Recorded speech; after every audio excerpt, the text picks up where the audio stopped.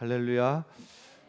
이 세상 사람들이 조그마한 기회만 있으면 교회를 향해서 비난하기를 주저하지 않습니다. 그 교회와 관련해서 일이 하나만 생기면, 조그마한 일만 생기면 일단 욕을 하고 보고, 일단 비난하고 보고, 이것이 지금 옳고 그르고를 떠나서 현 시대의 교회에 대한 세상의 반응입니다.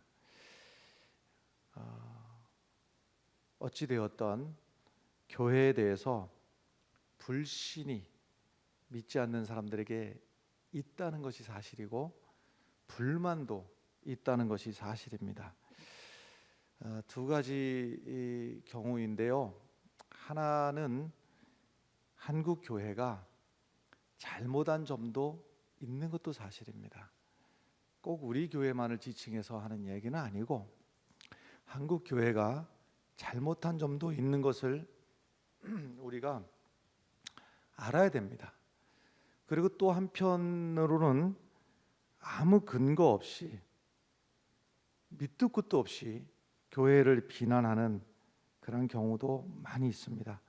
실제로는 이유가 없는 가운데서도 교회를 욕하고 비난하는 경우도 사실은 있습니다. 이 두 경우에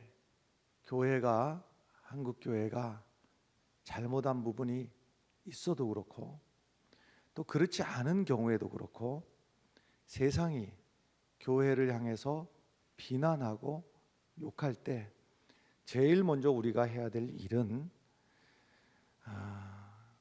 그렇게 욕하고 비난하는 세상을 향해서 싸우자고 덤벼들 일이 아니고, 내 자신을 돌아보는 일이 더 시급한 일입니다. 내 자신을 먼저 돌아보고 우리가 빛의 역할을, 소금의 역할을 온전히 감당하지 못했구나 하면서 내 자신을 돌아볼 수 있는 기회로 삼으시면 유익하지 않을까 싶습니다. 사실 이제까지 오면서 한국 교회가 복음이 이 땅에 들어오면서부터 기여한 바가 적지가 않습니다. 사회 곳곳이 그렇습니다. 예를 들면 남녀의 이 성적인 차별, 이것이 지금 이만큼 아직도 남녀의 이런 성적인 차별 때문에 고통을 받는 경우들이 아직도 많이 남아 있습니다만은, 이마만큼 성적인 차별이 많이 순화가 되고 계몽이 되고 한데 가장 일조를 한 것이 교회였습니다. 뿐만 아니라 이런 근대적인 교육, 특히 대학 교육, 중고등학교나 초등학교도 상당히 많이 교회가 기여했습니다만은, 특별히 대학 교육 같은 경우에는 기독교 때문에, 교회 때문에 이마만큼 한국의 대학의 수준이 있어 온 겁니다.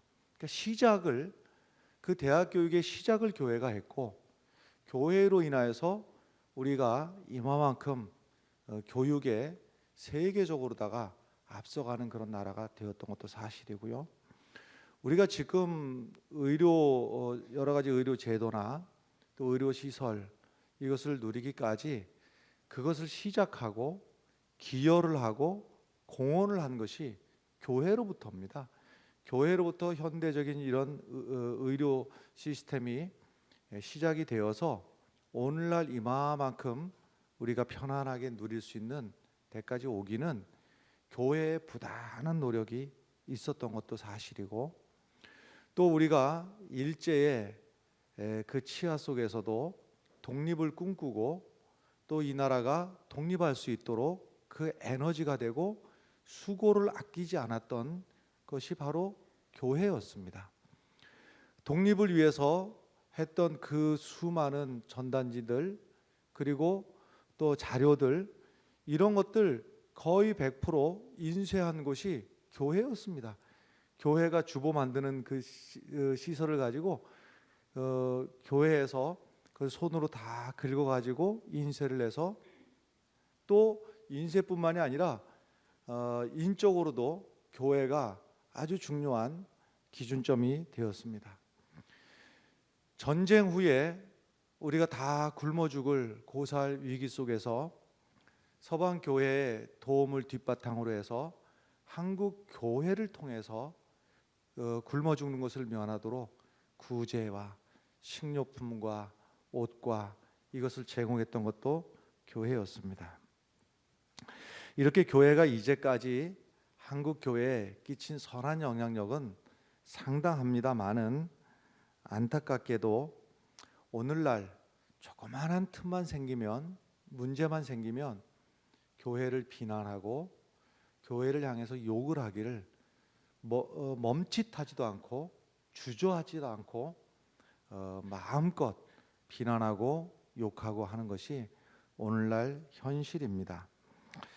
교회가 공평과 의로 사람들을 이끌기보다는 때로는 흔히 있는 일은 아닙니다마는 혹간 힘으로 밀어붙여서 이익단체처럼 비춰지는 모습들 한 번, 두 번이 교회 전체에 대한 각인이 되고 교회 전체에 대한 이미지가 되기 때문에 그렇습니다. 예수님이라면 어떻게 했을까라는 생각을 우리가 늘 해야 됩니다. 예수님이라면 섬기고 희생하고 손해보고 하는 일을 주저하지 않으실 것입니다. 그런데 때로는 교회의 모습이 실제로는 그렇던 그렇지 않던 믿지 않는 사람들이 볼 때 군림하고 거만한 모습으로, 그리고 이익단체처럼 자기들의 입장에서만 주장을 하는 모습으로 비춰지면은 안 되는 겁니다. 여러분, 말씀을 우리가 들을 때 그 말씀이 우리를 교만하게 만듭니까? 겸손하게 만듭니까? 물어보나 마나 말씀을 제대로 들었고 그 말씀이 내 안에서 제대로 자리 잡았다면 당연히 겸손한 사람이 되고 겸손한 모습으로 세상에 비춰져야 됩니다. 우리가 예수 그리스도의 보혈의 피로 말미암아서 구원받은 백성이 된 것을 여러분 믿으시지요? 그래서 우리는 심판하고는 아무런 상관들이 없는 사람들입니다. 그런데 나는 구원받아서 하나님의 자녀가 되었고 영생하는 복을 누릴 터인데 믿지 않는 사람들을 바라보면서 우리가 어떤 시선으로 쳐다봐야 될까요? 저 지옥 갈 놈들, 멸망받을 족속들, 이렇게 바라봐야 될까? 아니면 나는 구원받아 이렇게 좋은데 저들 가운데서도 구원받을 영혼들이 얼마나 많을 터인데 안타까운 마음으로, 사랑하는 마음으로 섬겨서라도, 내가 땅바닥에 엎드려서라도 한 영혼을 구원할 수 있다면 그렇게 해야 되지 않을까 하는 사랑의 눈, 또 용서하는 마음으로, 용납하는 마음으로 우리가 불신자들을 바라봐야 될 줄로 믿습니다. 보통 이런 말들을 흔하게 합니다. 이것도 사실이든 아니든 우리가 들을 때마다 내 자신을 돌아봐야 되는데, 흔히 하는 말이 그리스도인들은 참 이기적이다 하는 말 많이 합니다. 또 하나는 말만 앞세운다. 이 두 가지 말을 제일 많이 하는 것 같아요. 이기적이다, 말만 앞세운다. 그것이 사실이든 사실이 아니든 어느 경우에 해당되든지 간에 그럴 때마다 내 자신을 돌아보는 것이 오히려 유익할 줄로 믿습니다. 현재까지 과거에 보면 과거에도 교회를 비난하는 목소리들이 있었습니다.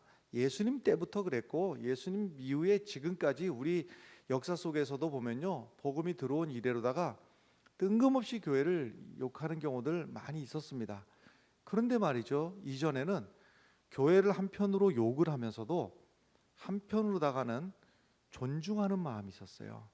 그래도 교회 다니는 사람들은 뭐 100점은 아니더라도 뭐가 달라도 다르지 하는 이러한 존경하는 마음이 한편에 있었다고요.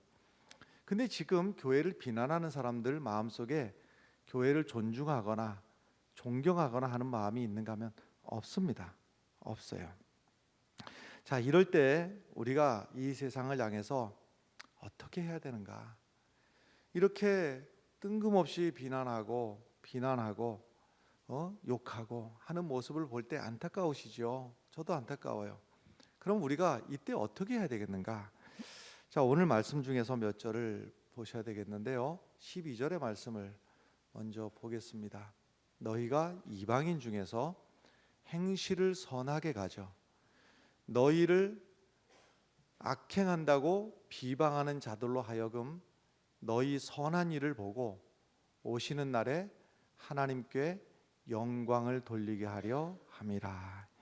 이 말씀이 좀 깁니다마는 이것 좀 잘라내서 보면 행실을 선하게 해서 비방하는 자들로 하나님께 영광을 돌리게 해야 된다 그랬습니다. 근데 우리가요 선하게 살아도 비방합니다. 선하게 살아도 만만하게 생각하고 막 비방을 멈추질 않습니다. 그러면 어디까지 가야지 도대체가 하나님께 영광을 돌리게 하는가 하는 생각을 우리가 깊이 생각하면서 거기까지가 우리의 가야 될 길이다. 우리의 선함이 한 번도 아니고 두 번도 아니고 어디까지인가 하면 끝장을 봐야 되는데 그 끝장이 어딘가 하면 모르고 비방했던 사람들이 믿음의 사람들의 선한 행실을 한 번, 두 번 건드려도 보고 때려도 보고 시비도 해보고 욕도 해보고 하는데 끄떡도 안 하고 선함이 반복되고 반복될 때 어디까지 오는가 하면 하나님의 영광에까지 이르게 돼야 됩니다. 우리 여기까지 해봅시다 여러분. 절대로 말이죠, 절대로 교회를 비방하는 사람들을 말로 이기려고 하지 마십시오. 말로 설득하려고 하지도 마십시오. 안 됩니다. 말로 설득하고 말로 이기려고 하고 논리적으로 하려고 하면 이미 시작부터가 논리적이지 않기 때문에 아무리 논리적으로 설명을 해도 오히려 또 하나의 시비거리를 만들어낼 뿐이에요.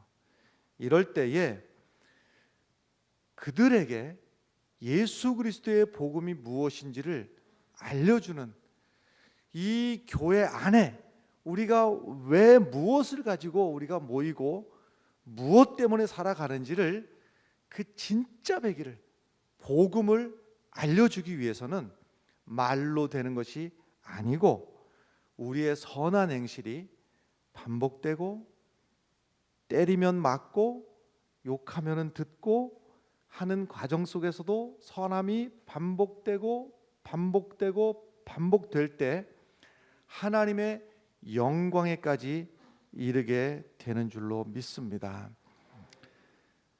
사울이라고 하는 사람이 다메섹에서 예수를 만나서 바울이 되었는데 그 이름이 사울에서 바울로 바뀌었습니다. 사울이던 시절에 얼마나 교회를 박해하고 교회를 욕하고 예수 믿는 사람들을 저주하고 잡아다가 옥에 가두고 못된 짓은 다 했어요. 확신을 가지고 그렇게 한 거예요. 교회를 핍박하는 일이, 교회를 욕하는 일이 내 사명이다. 그런데 이 사람이 다메섹에서 예수 그리스도를 만나는 순간에 사울이 변해서 바울이 되었거든요. 그런데 다메섹에 그 사건이 일어나기까지 있었던 또 하나의 사건이 있었어요. 그것이 무엇이었냐면 스데반이라고 하는 청년이 돌에 맞아 죽는 그 장면에 사울이 있었던 거예요. 사울이 아마도 성경에서는 직접 같이 돌을 던졌다는 기록은 없으나 분위기 정황상 돌을 던져서도 제일 많이 던졌을 게 사울입니다. 그런데 저 스데반이라고 하는 저 사람이 의도 맞으면서도 깨지면서도 피를 흘리면서도 욕을 먹으면서도 그가 마지막 죽는 순간까지도 욕하지도 않고 저주하지도 않고 싸우지도 않고 천사의 얼굴을 띠고 죽어버렸어요. 그 모습을 보면서 이 사울의 가슴속에 큰 충격이 됐어요. 뭔가 이게 도대체 뭔가 해서 그가 예수를 핍박하던 그가 바울이 되어서 이제는 그의 삶이 턴하는 순간에 남은 모든 삶을 생명까지도 바쳐가면서 예수 그리스도의 복음의 증거자가 되었고 우리 교회의 역사에 가장 큰 보배로운 위대한 인물이 되었습니다. 할렐루야. 여러분, 교회가 조그마한 잘못이 있었든 아니면 이유가 없이 그러든지 간에 교회를 비난하는 누구를 쳐다볼 때 저 나쁜 놈, 왜 교회를 비난하는가? 우리가 싸우려고 덤벼들고 우리도 같이 비난하고 이렇게 해서는 사울을 바울로 바꾸지 못합니다. 그 비난 속에서도 우리의 선한 행실이 한 번, 두 번 반복되고 반복되면 끝내 그 사울과 같이 교회를 핍박하고 비난하던 누군가가 바울이 되어서 하나님께 영광을 돌리는 그 순간까지 우리가 인내심을 가지고 주의 복음을 증거하는 그 성도들이 되시기를 간절히 축원합니다. 선한 행실이 말이 그렇지 몸이 고단하고 힘도 들고 때로는 돈도 들고 때로는 참아야 되고 때로는 손해도 봐야 됩니다. 그러나 여러분, 교회가 할 수 있는 일은 이것밖에 없습니다. 이거 말고 우리가 같이 싸우려고 해도 안 되고 이기려고 해도 안 되고 우리의 능력은 예수님께서 바울이 기도할 때 말씀해 주신 대로 내 능력은 약한 데서 온전해짐이라 그랬어요. 약한 데서, 낮은 자리에서, 거기에서 그리스도의 능력은 나타나는 것입니다. 우리가 힘을 보여주고 우리가 힘을 합쳐가지고 제압을 하고 하는 데서 그리스도의 능력이 아니라 얻어맞는 자리에서, 손해보는 자리에서, 낮아지는 자리에서 예수 그리스도의 복음의 능력은 드러나는 것인데 15절의 말씀 계속 보도록 하겠습니다. 15절의 말씀, 곧 선행으로 어리석은 사람들의 무식한 말을 막으시는 것이라. 잘 모르고 교회가 지금 무슨 일이 일어난지도 모르고 실제로 안타까워요. 여러 가지로 안타깝습니다. 99.999%의 대부분 교회들은 지금 어떻게 하면 이 한국에 또 세계적으로 이 고통받고 있는 코로나로부터 우리가 도움이 될까를 기도하고 협력하고 애쓰고 있는 게 사실입니다. 우리 교회도 그렇게 하고 있고, 근데 그 몇 개의 교회들이 좀 잘 지키지 못하고 있는 것도 안타깝고 드러나는 현실이, 다수의 99.999%의 교회들이 얼마나 애를 쓰고 있는지를 매스컴이 전혀 전하지도 않고 그것이 교회 모습 전부인 양 이렇게 보도하는 그것도 안타깝고, 또 그 몇 개의 교회를 보면서 그냥 덮어놓고 교회를 막 비난하고 욕하는 그러한 모습을 보면서도 안타깝고, 모두가 다 안타깝습니다. 그러나 여기서 여러분, 그렇게 모르고 하는 말들, 모르고 비난하고 욕하는 말들 앞에서 다시 말씀드리지만 우리가 말로써 이겨서는 이기는 것이 아니고 15절의 말씀대로 선행으로 어리석은 사람들의 무식한 말을 막아야 됩니다. 우리의 선행이 반복되고 반복될 때 그 말이 얼마나 얼토당토 안 한 말이었던지를 우리가 드러낼 수가 있습니다. 계속 16절의 말씀을 보겠습니다. 너희는 자유가 있으나 그 자유로 악을 가리는 데 쓰지 말고 오직 하나님의 종과 같이 하라 그랬어요. 우선 전제는 우리는 자유한 사람들입니다.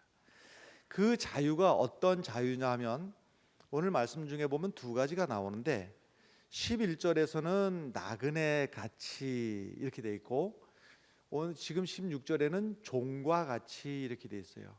그러니까 나그네와 같이 자유를 누리고 종과 같이 자유를 누릴 때에 그때 거기서 선한 행실이 드러난다 하는 거예요. 나그네와 같은 그러한 자유, 종과 같은 자유를 우리가 누리시면서 그 안에서 선한 행실을 드러내며 살아가시기를 바랍니다. 먼저 나그네와 같은 자유는 그럼 뭐냐? 이 나그네의 특징이 제일 먼저는요, 돌아갈 집이 있다고 하는 거예요. 집은 저기 있는데 지금 여행 중에 있기 때문에 여기 임시로다가 여기저기를 지금 다니는 거예요. 그러면 돌아갈 집이 있고 지금 나그네처럼 우리는, 여러분 실제로 여러분 우리도 돌아갈 집이 있는 것을 믿으시지요 여러분? 예, 우리 하나님께서 우리를 위해서 예비하신 돌아갈 집이 있어요. 그래서 그 집에서는 늙는 것도 없고 죽는 것도 없고 장애도 없고 부상도 없고 여기서는 이쁘고 안 이쁘고 따질 것도 없어요. 아마 최고의 모습으로다가, 그러니까 없는 것들이 많이 있겠죠. 성형외과도 없을 거고 뭐 정형외과도 아니 병원 자체가 없겠지요. 우리가 돌아갈 집이 있는 것을 믿으시오 여러분. 그래서 실제로 우리가 살아가는 것이 나그네처럼 자유하며 살아가야 됩니다. 그러니까 나그네들이 무슨 가구를 탐냅니까? 가구 필요 없어요. 그냥 마치 이런 모습이랑 비슷하지요. 그 유학생들 또 외국에서 선교 활동하시다가 잠시 안식년이 되어서 몇 달이든 뭐 이렇게 와서 귀국하고 사시는 분들요, 아무 탐내는 거 없어요. 남이 쓰다가 버린 서랍이 3개 있는 장 하나가 밑이 쑥 빠져갖고 누가 갖다 버린 거, 그것도 좋다고 갖다가 밑 빠진 거 하나는 빼놓고 안 빠진 거 2개 쓰면 되지 하고 이러고 쓰고 있는 거예요. 이게 나그네의 자유예요. 우리가 이런 경우들 많아요. 옆집에서 좋은 가구를 들여놨다 그러면 그거 보고 와서는요 계속 그냥 끙끙 앓다가 같은 거를 우리 집에도 들여놓든지 더 좋은 걸 들여놓든지 이래야지 직성이 풀리는 경우도 있는데, 우리는 나그네와 같은 자유함을 가지고 살아야 돼요. 할렐루야. 그래서 진수성찬 차려준다고 진수성찬 필요 없어요. 지금은 그런 일들 없는 것 같은데 예전에 기차 타고 가다가 잠시 좀 다른 역보다도 조금 오래 머무르는 그런 역이 있으면 대전역 이런 데 말이에요, 쫓아 달려가 가지고 뭘 찾습니까? 우동국수, 우동. 여기서 진수성찬 차려드리겠습니다. 30분만 기다리십시오. 필요 없는 거예요. 그 우동 한 그릇 먹고도요 뭐라고 합니까? 잘 먹었다, 참 맛있다. 이게 나그네의 자유입니다 여러분. 우리가 다른 사람보다 비교적으로 더 많은 것을 누리려고 하는 것은 자유함이 없고 매여 있는 거예요. 그래서 어디에서 선한 행실이 드러나는가 하면 나그네의 자유를 우리가 누릴 때에 거기서 선한 행실이 이루어지는 겁니다. 할렐루야. 11절 말씀 읽어보겠어요. 11절입니다. 11절의 말씀 보면 사랑하는 자들아 거류민과 나그네 같은 너희를 권하노니 영혼을 거슬러 싸우는 육체의 정욕을 제어하라 그랬습니다. 육체의 정욕을 제어하라. 우리 육신을 위해서도 우리가 실제로 본질은 여러분, 나의 본질은 내 영혼입니다. 그게 나의 본질이에요. 이 육체는 껍데기이고 비본질입니다. 육체는 비본질이나 그렇다고 해서 영혼이 본질이니 그냥 나를 아무렇게나 나를 막 대하고 그럴 수 있느냐? 그렇지 않습니다 여러분. 우리도 이 땅을 살아가는 동안에는 건강을 위해서 운동도 해야 되고, 또 먹을 것과 먹지 말아야 될 것을 잘 분별해서 먹어야 되고, 그리고 또 뭐 규칙적으로 식사도 해야 되고, 잠잘 시간에 잠도 자야 되고, 이래야 되는 건 맞아요. 그러나 문제는 뭐냐면 육체의 정욕을 제어할 줄 알아야 된다는 거예요. 그러니까 우리가 먹는 거에만 매여 있고, 잠자는 거에 매여 있고, 우리가 입는 것, 또 의식주에 매여만 있으면 짐승과 다를 바가 없다라고 하는 거예요. 그것도 중요하지만 또 중요한 것이 뭐냐면 제어하는 것이 중요한 거예요. 멈출 수 있을 때 멈출 줄 알아야지. 그 자유함을 누리고 살아야 돼요. 거기에 매여 있어서 먹는 것도 끊을 줄 모르고, 잠자는 것도 끊을 줄 모르고 매여 있는 것인데, 말하자면 여러분, 우리 특별 새벽기도, 새 성전 건축을 위한 특별 새벽기도를 하면서 방법이 뭐가 있습니까? 방법 하나밖에 없어요. 내 잠자는 거를 줄이는 수밖에 방법이 없어요. 잘라내는 수밖에 방법이 없어요. 누가 그러면 할 수가 있느냐? 내 잠자는 것으로부터 잘라낼 수 있는 자유함이 있는 사람이 그것을 할 수가 있어요. 여러분, 매이지 않는 자유함을 누리시길 바랍니다. 이 종이라고 하는 것도 그렇습니다. 종같이 그랬는데, 종이라고 하는 존재가 부자유하지요. 주인에게 매여 있고 내 마음대로 못하고, 그러나 말이죠, 그 주인이 능력이 무한하시고 나를 사랑하시는 하나님이라면 얘기는 달라집니다. 하나님을 주인으로 모시고 있는 종이라 하면 달라지는 거예요.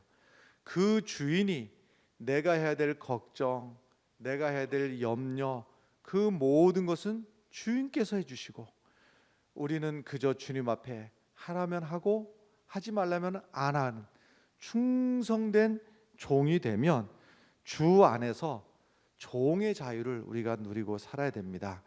예컨대 어머니가 다 큰 자식 뒷바라지 해주는 것, 다 종도 그런 종이 없습니다 보니까는요.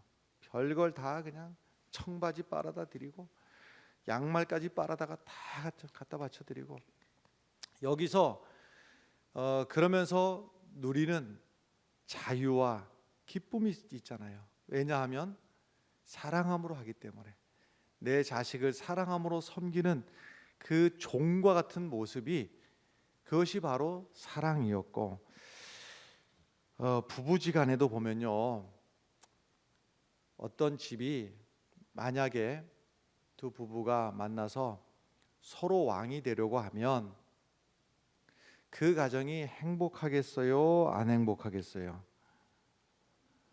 나는 이렇게 물었을 때 이렇게 아무도 대답 안 할 줄 몰랐어요. 두 부부가 서로 왕이 돼야 되겠다고 견주면 행복하겠어요? 안 행복하겠어요? 예, 지옥이 따로 없을 거예요. 서로 왕이 되려고 하고 서로 주장하고. 그럼 두 번째는, 그러다가 다툼이 있느니 아이고 어느 한쪽에서 그래 내가 졌다, 내가 집 시끄러우니 내가 그냥 내 성질 죽이고 내가 너를 종처럼, 너를 왕처럼 내가 받들어 준다. 한 사람은 왕이 되었고 한 사람은 종이 되었어요. 이 집이 행복하겠어요? 안 행복하겠어요? 행복해요? 두 사람 다 불행한 겁니다. 두 사람 다 불행하게 돼요. 어떤 집은 둘이서 서로 종이 되어서 서로가 서로를 잘 섬기는 집이 있어요. 이 집이 행복하겠어요? 안 행복하겠어요? 행복한 정도가 어느 정도냐면 눈꼴 쉬어서 못 볼 만큼입니다. 이것이 종의 자유예요, 여러분. 이것이 고린도전서 12장 13절에 이런 말씀이 있어요. 종이나 자유인이나 다 한 성령으로 세례를 받았고 한 몸이 되었다.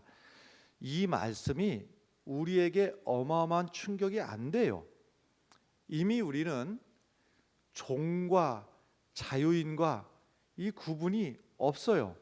근데 이 말씀을 주셨을 때에 이 말씀은 핵폭탄 같은 어마무시한 말씀이었습니다. 아니, 종이 자유인이 한 몸이 되었다, 한 성령으로 세례를 받았다. 어떻게 하늘과 같은 자유인과 땅과 같은 이 종이 어떻게 한 몸을 이룰 수가 있는가? 이것은 엄청난 이야기입니다. 우리 기독교가 처음에 이 땅에 들어왔을 때 엄연히 양반이 존재했고 상놈이 존재했습니다. 양반과 상놈이 한 상에 앉아서 밥을 먹고 한 자리에 앉아서 예배를 드리고, 말도 안 되는, 도대체 받아들일 수가 없는 그러한 일이었습니다. 그런데 예수 그리스도의 복음이 들어가는 곳마다 자유인과 종이 높아지려고 해서 한 몸을 이룬 것이 아니고, 양반과 상놈이 길을 쓰고 높아져 가지고 나도 해서 한 몸을 이룬 것이 아니고, 예수 그리스도의 복음을 따라서 높은 보좌를 버리시고 낮고 낮은 땅에 오셔서 섬기러 오신 예수의 모습을 본받아서 자유인이 종의 자리까지 내려와서 섬길 때, 양반이 자기가 머슴으로 섬기던 그가 교회 장로님이 되도록 밀어드리고 장로님으로 존중하고 따르고 섬기는 그 어마무시한 낮은 자리로 내려와서 섬겼던 섬김이 있을 때, 그 자리에서 예수 그리스도의 복음이 드러나기 시작했고 싹트기 시작했던 것입니다. 여러분, 우리가 사랑하는 성도 여러분, 간절히 기도하기는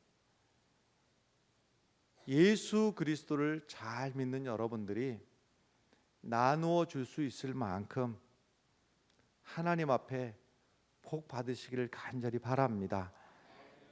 그런데 하나님께서 내게 복을 주셔서 내게 2개를 가진 것이 있을 때, 나그네처럼 쌓아두지 않고 하나를 누군가를 위해서 줄 수 있는 자유함이 우리 안에 있기를 바랍니다. 그 자유함이 선한 행실이 되고, 그 선한 행실을 보고 교회를 비난하던 사람들이 어느 날 문득 사울이 바울이 되어서 교회를 존중하고 존경할 때까지, 하나님의 영광에 이르기까지 그 수고를 멈추지 않기를 간절히 바랍니다. 어느 날 아내에게 곱게 그동안 모았던 돈을 줬는데, 어찌 하다가 그 돈을 몽땅 길바닥에 잃어버리고 왔대나? 뭐라고 하시겠습니까? 이 정신 빠진, 다시는 돈 갖다 주나 봐라. 아내가 꼭 필요하다고 해서 차를 하나 장만해 줬더니 임신한 발을 뛰기도 전에 지하 주차장 들어가서 옆구리를 팍 들이받고 오면 눈을 어디다 두고 이러시겠는가? 여러분, 가장 가까이 있는 내 가족에게부터, 여보, 그 돈 잃어버렸으면, 돈이야 잃어버렸으면 또 벌면 되는데 당신 마음 상할까 봐 나는 그게 더 걱정이요. 아이, 차야 찌그러졌으면 고치면 되는데 당신 안 다친 게 얼마나 다행이요. 이쯤 자유는 누리고 사시기 바랍니다. 차에 매여서, 돈에 매여서 사람이 우선인지 돈이 우선인지를 분간하지 못하고 매여 사는 어리석은 인생들이 되지 않고 우리 살아가는 차원이 달라야 돼. 우리가 살아가는 모습이 자유한 모습으로, 섬기는 모습으로 선한 행실을 드러내며 살아갈 때 그 자리에서 예수 그리스도의 복음이 싹나고 자라고 열매 맺게 될 줄로 믿습니다. 기도하겠습니다.